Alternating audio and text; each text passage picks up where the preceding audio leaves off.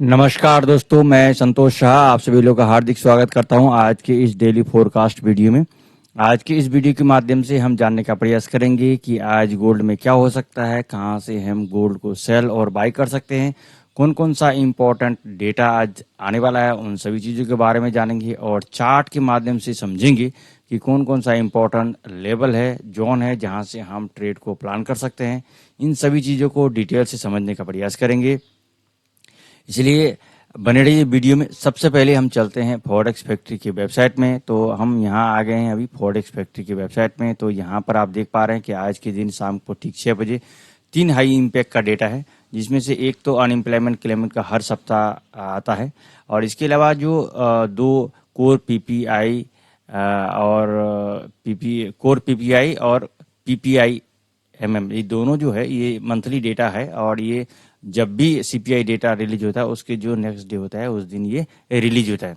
तो बहुत ही इम्पोर्टेंट है, और आज का ये डेटा भी अगर नेगेटिव आता है तो गोल्ड के लिए बहुत ही ज़्यादा अच्छा खबर होगा, सुपर डुपर बुलिश हो सकता है, और जो आपको यूएस डॉलर है उसके लिए नेगेटिव हो सकता है। लेकिन पिछले कई दिनों से देख रहे हैं कि जो डेटा है ज़्यादातर नेगेटिव आता है, तो जिसकी वजह से जो यूएस डॉलर है पूरी तरह से बेरिश मोमेंटम में जा रखा है।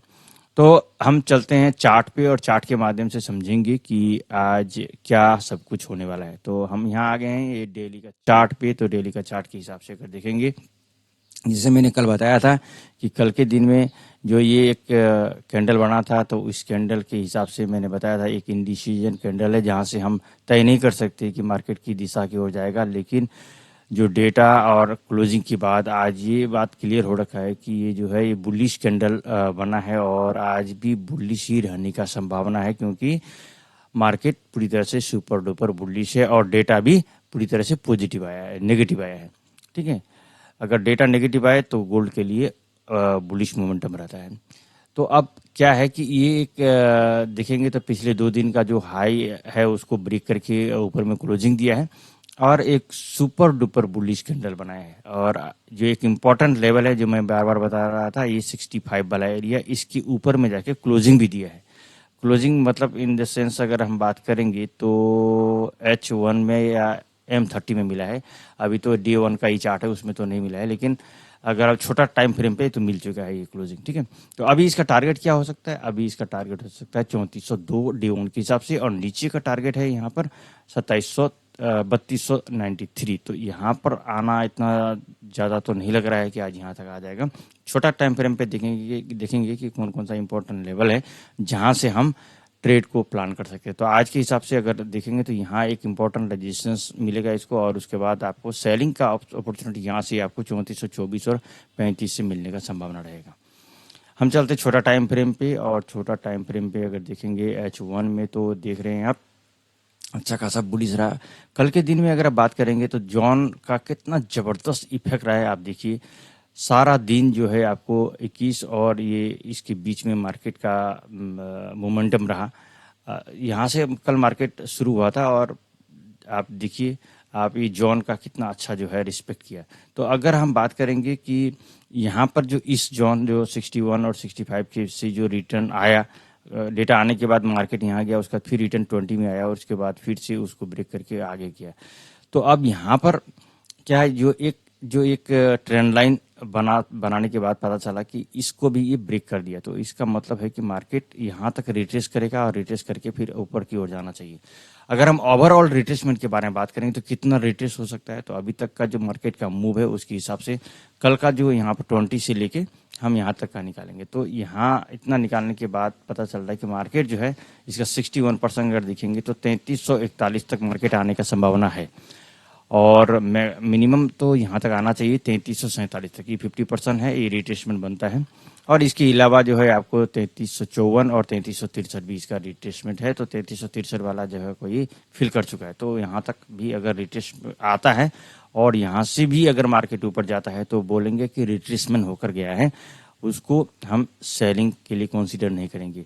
और इसके नीचे अगर आ जाता है तब जाके ये फिर इसका जो ट्रेंड है वो बदलेगा H1 में, और वो फिर सेलिंग की ओर जाएगा। तो ये जोन है और इन जोन के हिसाब से आप ट्रेड को प्लान कर सकते हैं। ये जो जोन है आप देख रहे हैं सामने में अभी जोन है हमारा 76 74 76, इसको ब्रेक करने के बाद यहाँ पर ये 91 के पास में थोड़ा सा इसको रेजिस्टेंस मिलेगा और 91 के बाद में फिर ये सीधा इस जगह पे आ जाएगा। ये है आपको 3400 और 3403 के बीच में। उसके बाद 3410 और 14, उसके बाद आपको 3400 इंपॉर्टेंट लेवल है यहाँ पर 30 और 35। इस जगह में से हमें सेलिंग का अपॉर्चुनिटी मिल सकता है और इन सभी जगह से हमें सेलिंग और बाइंग का आपको स्कैल्पिंग मिलेगा।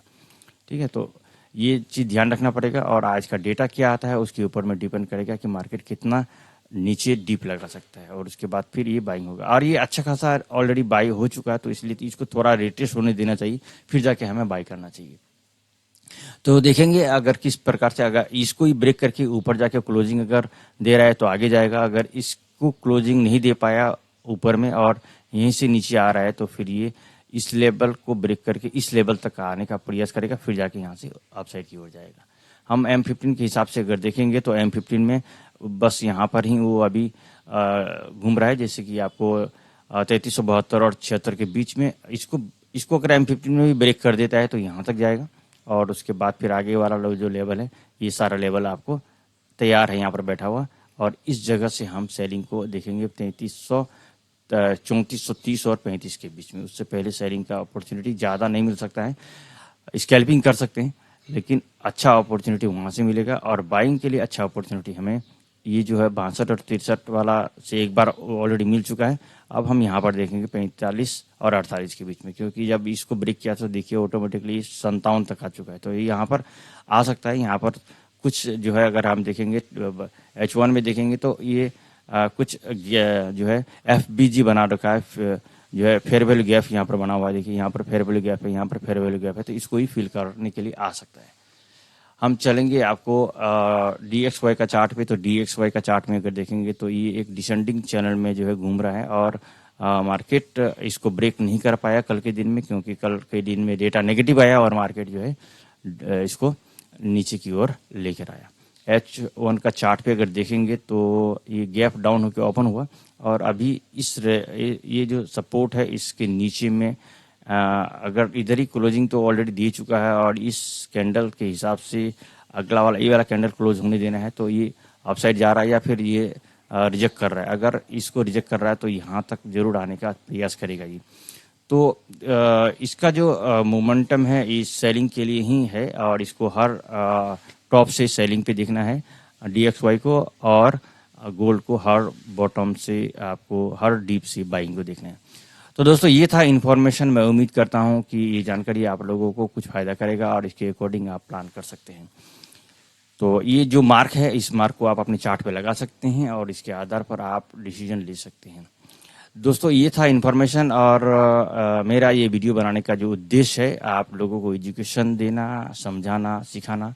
और अगर आप लोगों को लाइव ट्रेड करना है तो आप अपना एनालाइज जरूर करें और हम जो ये बता रहे हैं इसको आप डेमो में प्रैक्टिस करें। उसके बाद आप जब भी लाइव अकाउंट में ट्रेड करेंगे तो अपना खुद का एनालाइज जरूर करें। दोस्तों यहाँ तक अगर आप लोगों ने वीडियो को देखा, आप सभी लोगों को हृदय की गहराई से बहुत बहुत धन्यवाद।